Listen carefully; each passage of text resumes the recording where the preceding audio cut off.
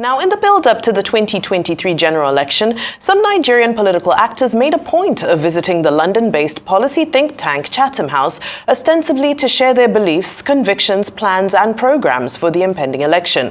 Well, among them was chairman of the Independent National Electoral Commission, Mahmood Yakubu. However, following the widespread irregularities that marred the presidential and National Assembly elections, Chatham House has now taken a position that the election management body failed to adhere to its clearly stated guidelines and generally failed in its commitment to deliver a fair and equitable election to Nigerians. Well, on a day like this, Arise analyst Dayo Sobowale joins us to discuss that report. Good day and welcome to the program.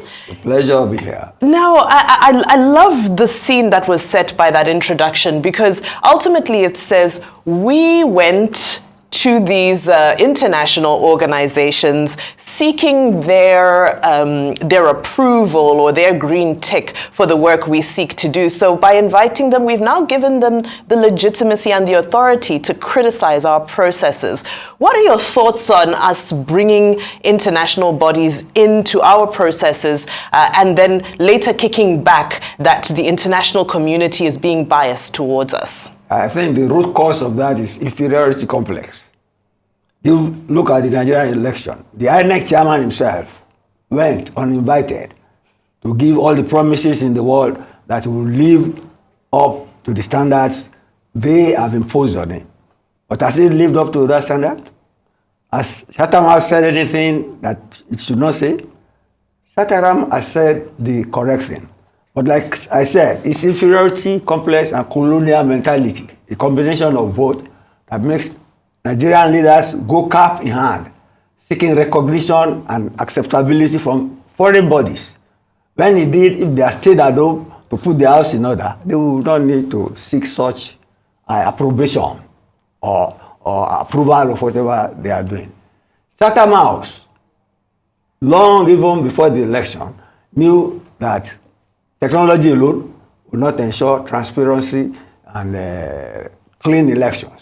They said as much to Nigerians who visited them, that our cyber security is very poor, that our electronic IT equipment are very obsolete, and that we need to update all this. They told Nigerian leaders who went there.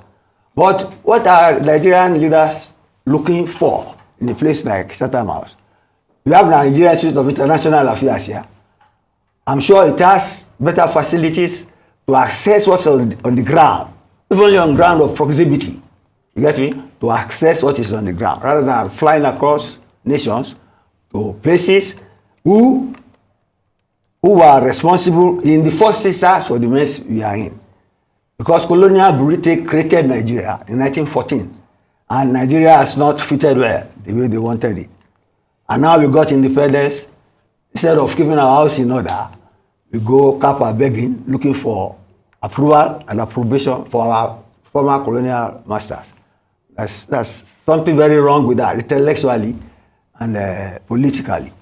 Oh, well, thank you, Mr. Sobowale. Yes. But I'm wondering if the president-elect probably set the pace for this Chatham House bit, because he's also, been very present, in Chatham House. It does not matter who started, who built the card. I'm so is it also? Yes, it's wrong. He was also yes. probably wrong for doing that. If you know what they wrote even about him in the financial times, I'm fully aware. So but I'm not handpicking anybody in that regard. I'm saying it's a cultural setback, attitude, negative one, for you to seek approbation from your former colonial masters when you have been independent for how many years? Decades.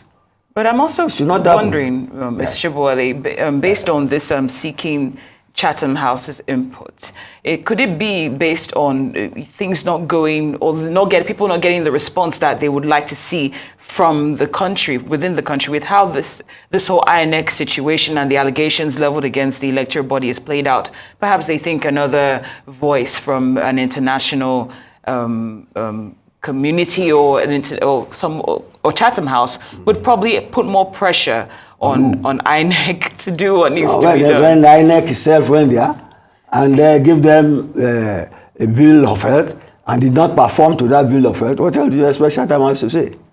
But it is what I'm saying is this. This is a matter of attitudinal inferiority complex. Okay, look at our election.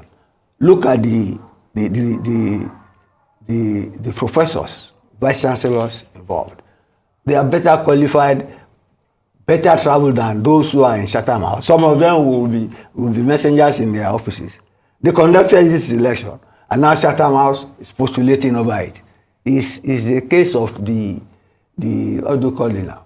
The tail wagging the dog instead of the dog wagging the tail. You get me? So we should desist from it and face our problem squarely. There's nowhere in the world that you have each free election, and people react when they have election result. Like I said before, people who are happy that they have the result, they will want to guard the win will want to guard the system, and those who lose, get me, will protest vigorously. But it is not in their interest to upset the apple cart as a result of that protest. So we are on course the way we are doing things. So don't need any approbation from Chatham House or any other foreign body whatsoever. Well, you know, since we invited them, we're here discussing their input. Yeah. And let's see, because it's not all, I don't think we should throw away the baby with the bathwater, as you normally like to say. There was Nigeria's social stability score was lowered, and what they called the short-term political risk index was also reduced based on what they're calling the weak mandate. That's quote unquote. Chatham House. This is Chatham House. It's not Chatham House. That would be the Africa Program Director, Dr. Hoffman, okay. who made the statement. Now, what I'm saying to you, so they're saying it's a weak mandate because he only had less than 10% of overall voters voting for him. Now, where I'm going with this question is that, you know, I know you often like to refer to the fact that we have a presidential system in Nigeria, and it's a winner takes all. Do you think this election is an opportunity for us to possibly reflect on that, given the diversity of this nation, given the fact that we can't ignore the statistics. A big portion of the population is not represented by the president-elect. Is it time for us to maybe start looking at 50% plus one past the post as a way to gauge the winner of elections in Nigeria so that more Nigerians are represented in government? You are trying to suggest an alternative system of governance like parliamentary democracy, which was what we had before the soldiers came in. Because they wanted to wield more power, they brought in the presidential system. But you see, the report you pointed out was about social stability and political risk index. Index, yes. That was by another body. But if you look at it, the initial observation they made was that 25% of Nigerians voted in that election. That's poor voter turnout. It could be due to apathy, it could be due to so many reasons. And like we discussed here before, you know, the number of registered voters, given the way we handle our census, could have been inflated, if only for INEC to show that it is busy at work and he has immense responsibility for a larger voter population.